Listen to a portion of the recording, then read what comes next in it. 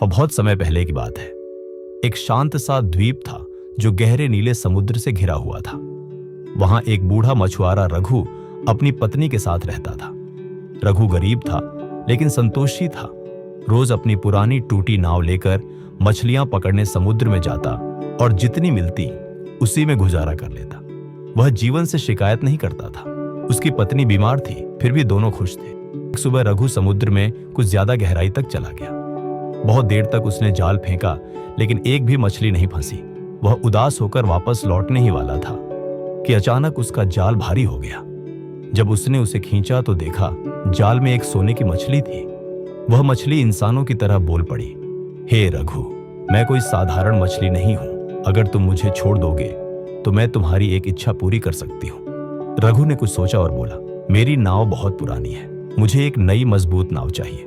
मछली मुस्कुराई, सिर हिलाया और समुद्र में कूद गई। जब रघु किनारे पहुंचा तो उसकी पुरानी नाव की जगह एक नई चमचमाती नाव खड़ी थी। अगले दिन रघु फिर से समुद्र में गया। फिर से वही सोने की मछली जाल में फंसी।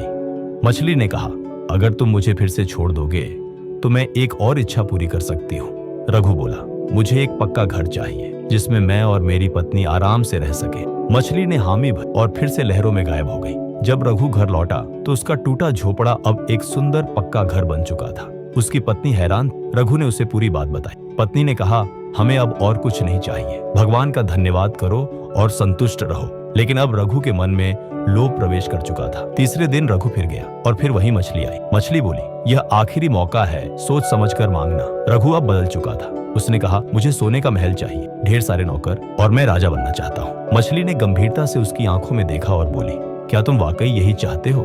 तुम सब कुछ खो सकते हो। रघु हंस पड़ा, बस दे दो जो मांगा है। मछली एक गहरी सांस लेकर समुद्र में समा गई। जब रघु लौटकर अपने घर पहुंचा तो उसके पैरों तले जमीन खिसक। न नाव थी न घर। वह फिर से उसी टूटी नाव और झोपड़ी का मालिक बन चुका था। उसकी पत्नी बाहर बैठी रो रही। रघु जमीन पर बैठ गया और अपने सिर को पकड़े हुए बोला, मैंने सब कुछ खुद के लालच से खो दिया। समुद्र अब शांत था, जैसे उसने रघु को उसका पाठ पढ़ा दिया हो। मॉरल ऑफ द स्टोरी, लोभ से कुछ नहीं मिलता, बल्कि जो है वो भी चला जाता है। संतोष सबसे बड़ी दौलत है।